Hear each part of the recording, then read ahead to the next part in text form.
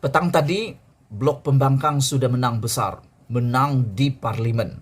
Apabila 86 mengalahkan 84 orang ahli parlimen dalam undi belah bahagi untuk usul SOSMA. Ditolak usul itu dan dikatakan akan luput pada bulan Julai. SOSMA, subsection SOSMA itu yaitu berkaitan dengan keselamatan. Baik, jadi ulasan kali ini ada 3 perkara yang penting. Ikuti terus ulasan ini supaya kamu tahu apa yang berlaku selepas usul itu ditolak, selepas kerajaan gagal di dalam mendapatkan sokongan di dalam Dewan Rakyat, apa berlaku selepas itu.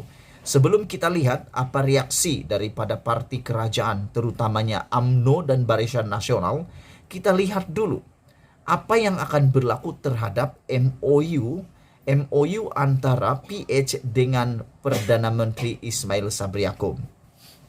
Menurut satu laporan yang kita baru terima di dalam Malaysia kini, apa yang berlaku yang terjadi melampaui sejarah kali pertama pembangkang menang dalam usul, PH tidak langgar MOU dengan tolak usul subsection SOSMA. PH tidak melanggar apa-apa perjanjian atau MOU yang telah mereka tanda tangani bersama Ismail Sabri. Menurut Setiausaha Agung DAP Anthony Locke, menegaskan kegagalan usul kerajaan berkaitan SOSMA mendapat sokongan di Dewan Rakyat hari ini tidak bermakna pembangkang melanggar perjanjian persefahaman MOU dengan kerajaan. Locke merujuk usul bagi melanjutkan penguatkuasaan subsection 4 dalam kurungan 5 Akta Kesalahan Keselamatan Langkah-Langkah Khas 2012 yaitu SOSMA yang gagal mendapat sokongan mencukupi dalam undian belah bahagi di parlimen petang tadi. Locke berkata, selepas undian usul tersebut, dia bersama Setiausaha Agung PKR Saifuddin Nasution Ismail dan Presiden Amanah Muhammad Sabu telah bertemu dengan Perdana Menteri Ismail Sabri Yaakob bagi menjelaskan bahwa usul tersebut bertentangan dengan pendirian PH. Ini kerana menurutnya, PH akan memberikan sokongan penuh kepada 2 usul dan rang undang-undang yang diperincikan dalam MOU antara PH dan kerajaan. Dalam usul SOSMA ini, tidak ada apa-apa rundingan dengan pihak pembangkang sebelum dibentangkan pada hari ini. Jadi maksudnya, SOSMA ini tidak masuk di dalam senarai perjanjian antara Ismail Sabri Yaakob, Perdana Menteri Kerajaan dengan pembangkang yaitu PH yang telah dipersetujui. Jadi kita bebas mengambil pendirian kita dan itu memang konsisten dengan pendirian kita bahwa SOSMA itu perlu bagi dilihat kembali dan dikaji semula, katanya dalam satu sidang media di bangunan parlimen hari ini. Terdahulu, usul bagi melanjutkan penguatkuasaan SOSMA telah gagal mendapat sokongan dengan hanya 84 bersetuju dan 86 pula menolak, manakala 50 orang ahli parlimen tidak hadir. 50 orang ahli parlimen tidak hadir. Pergi mana mereka ini? Ini satu angka yang saya sendiri terkejut. 50 orang tak hadir.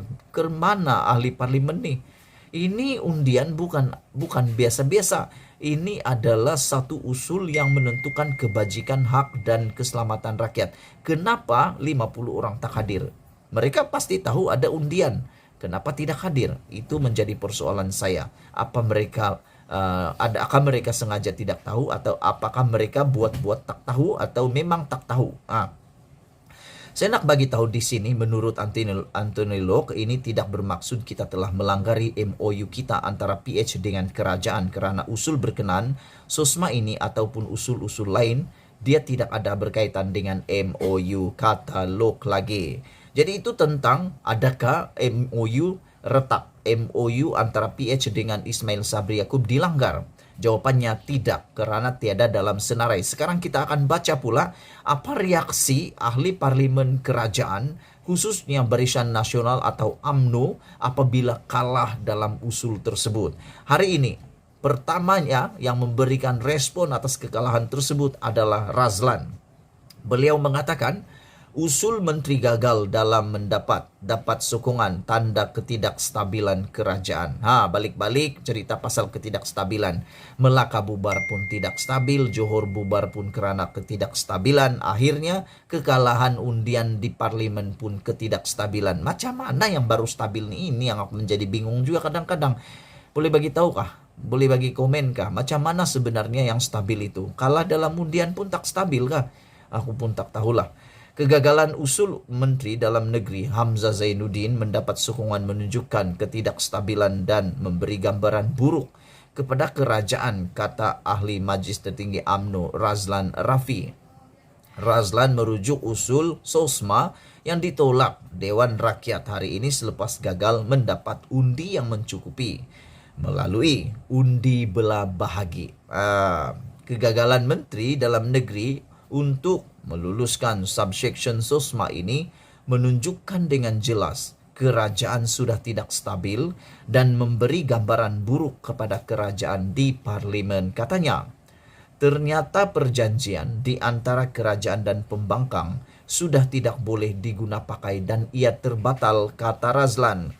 Masa terbaik melakukan pilihan raya, katanya dalam kenyataan di Facebook hari ini. Tapi apa yang sudah dijelaskan awal-awal tadi oleh Anthony Lok, mereka secara langsung telah berjumpa dengan Ismail Sabri Yaakob, Perdana Menteri Malaysia, menerangkan bahwa mereka tidak melanggar perjanjian MOU mereka kerana tidak tersenarai dalam perjanjian sebelum ini tentang SOSMA. Jadi itu adalah pendirian PH untuk menolak usul yang bertentangan dengan pendirian PH sendiri. Jadi bermakna sudah terjawab apa yang Razlan Rafi'i ini katakan. Jadi sebenarnya MOU tidak terbatal dan masih boleh digunakan pakai menurut Anthony Lok. Terdahulu usul di bawah Hamzah itu gagal mendapat sokongan mencukupi di Dewan Rakyat selepas hanya 84 ahli parlimen menyokong, manakala 86 lagi menolak. Seramai 50 orang tidak hadir. Ini yang aku betul-betul bengong lah. Kenapa 50 orang tidak hadir? So itu adalah pendapat daripada Razlan Rafi menjelaskan bahwa isu kegagalan mendapat sokongan tanda ketidakstabilan kerajaan dan pilihan raya perlu diadakan dengan segera, katanya lagi. Dan yang paling hebat di dalam Dewan Rakyat hari ini adalah tentang rang undang-undang anti lompat parti dibentang pada sidang khas masa Ramadan. Sebelum ini sudah dijanjikan minggu depan, kali ini pada Ramadan pula. Jadi kita tunggulah adakah pada Ramadan nanti rang undang-undang anti lompat parti ini menghalang wakil rakyat lompat parti akan dibentangkan dan dibahaskan dalam sidang Dewan Rakyat pada Ramadan akan datang. Setiausaha Agung DAP Anthony Lok menerusi kenyataan media hari ini berkata ketetapan tersebut dibuat dalam mesyuarat pimpinan tertinggi PH bersama Perdana Menteri hari ini. Hadir sama dalam mesyuarat tersebut adalah Presiden Amanah. Agenda untuk utama mesyuarat tersebut ialah berkenaan status pembentangan RUU pindaan perlembagaan untuk menghalang tindakan melompat parti di kalangan wakil rakyat yang merupakan salah satu syarat utama dalam MOU persefahaman di antara Kerajaan Persekutuan dan PH. Perdana Menteri telah memberikan komitmen bahwa RUU pindaan perlembagaan tersebut akan dibentang dan dibahaskan di Dewan Rakyat melalui satu persidangan khas semasa bulan Ramadan akan datang, katanya dalam satu kenyataan. Lok berkata segala isu teknikal dan takrif juga perlu diselesaikan jawatan kuasa teknikal bipartisan dalam masa terdekat. So itu perkara paling penting, dan saya secara pribadi sebagai pemerhati kepada perkembangan politik Malaysia, saya berharap dengan segeralah rang undang-undang anti lompat parti ini diluluskan dan dipercepatkan bagi mengelak yang dikatakan ketidakstabilan lagi berlaku, dinamik politik yang hancur, lompat sini lompat sana boleh berlaku lagi. Dengan adanya anti lompat parti ini tidak ada lagi yang kita boleh cakap ketidakstabilan, kerana mereka dapat dihalang daripada mengkhianati mandat dan kepercayaan rakyat yang telah mengundi mereka sehingga menang. Itu dulu untuk petang ini. Malaysia kita punya, kita jaga sama-sama, cintai Malaysiaku. Kita jumpa lagi, bye-bye.